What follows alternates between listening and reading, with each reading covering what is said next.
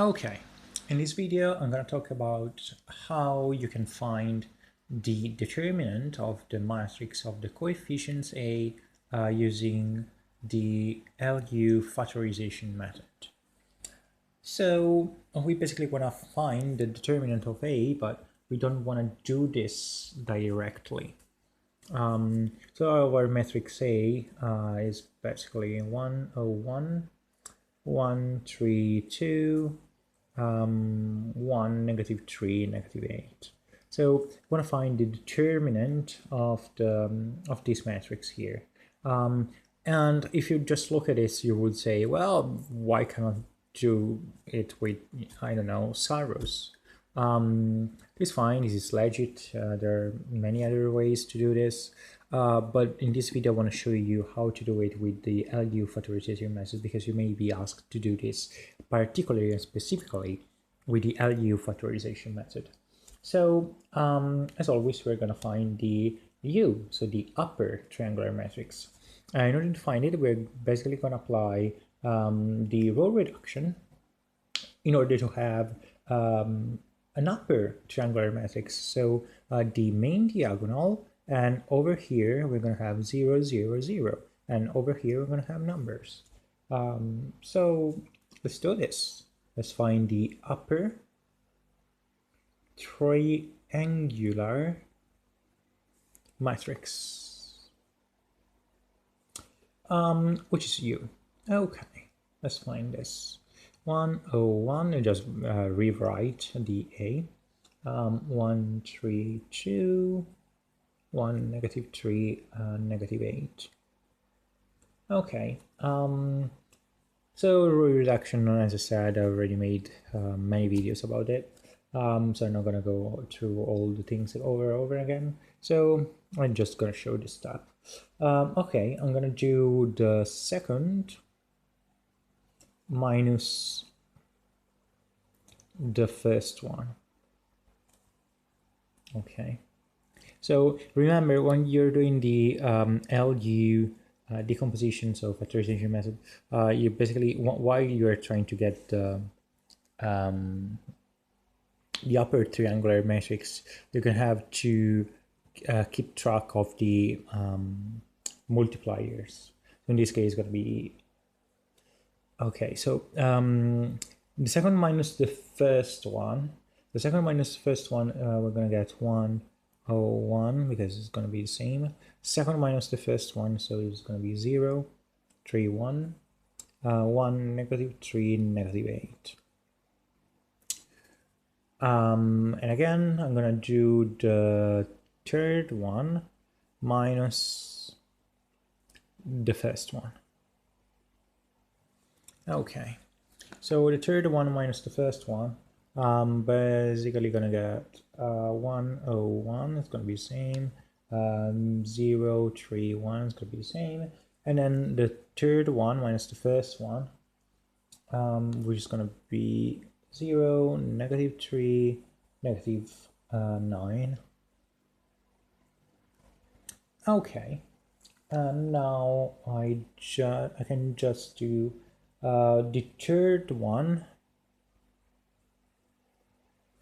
minus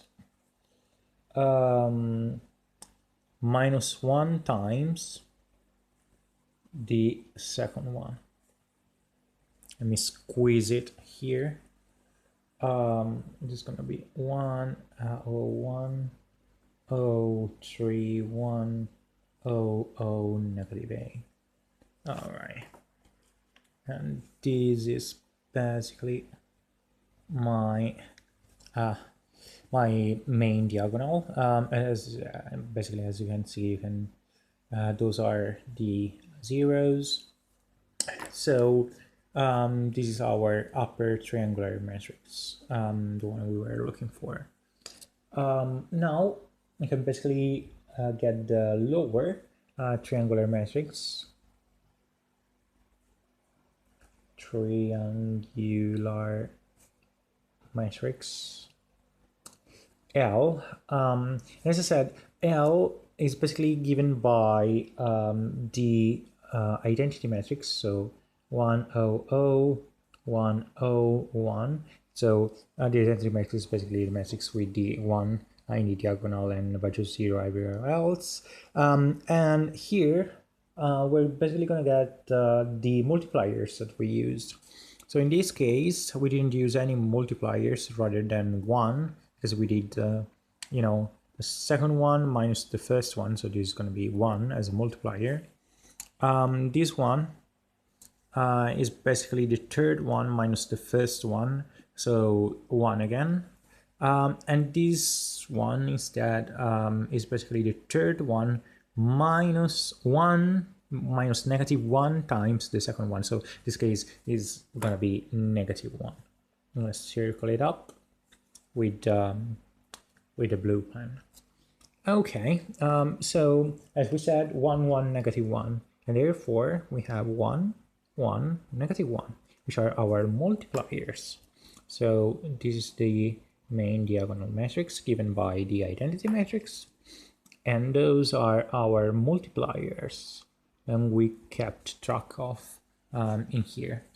All right, so now I gotta find the lower, no, I'm going to find the determinant, and I have the upper and lower triangular matrix. So we know by the theory of the method that A is equal to L times U. So A is equal to the lower triangular matrix times the upper triangular matrix. Therefore, the determinant of A is equal to the determinant of L times the determinant of U. Okay, because this is the property of determinants. So since you might say, okay, fair enough, you just calculated all those things, but now I gotta do 2 determinants instead of 1 determinant, because we started with a 3 by 3 matrix and we ended up with 2 2 by 2 matrices. So why are you actually doing this? Well, the reason, I'm sorry, but we do those two. This was the starting one. Okay, so we ended up with those two. And you may be wondering, why are we doing this? Other than, you know, just applying the method because they asked us to do this. Well, the reason is that if you keep attention to the U and L, you can notice that those two matrices are upper triangular matrices and lower triangular matrices by definition. So how do you calculate the determinant of an upper and a lower triangular matrix? Well, you just multiply the elements on the diagonal. So it's going to be 1 times 1 times 1, and it's going to be 1 times 3 times -8, which is way easier than doing this. Not that Saros is wrong, there is nothing wrong with Saros. We have done, I personally have done many matrices with Saros, and from time to time I actually prefer to do it with Saros. But, you know, think about upper, you know, matrices like, I don't know, 4 by 4, 5 by 5, 6 by 6, 7 by 7, and so on, where you don't have Saros. You could do that with Laplace, and then, you know, getting down with the order of the dimension of the matrix and so on, but it's going to be, you know, long and tedious. And this way instead, it's going to be easy. So let's do this. Okay, so the determinant of A is equal to the determinant of L times the determinant of U. So the determinant of U is basically this matrix here. So 1, 0, 1, 0, 3, 1, 0, 0, -8. Upper triangular matrix. So it's basically given by those three guys here. So 1 times 3 times -8, which is -24.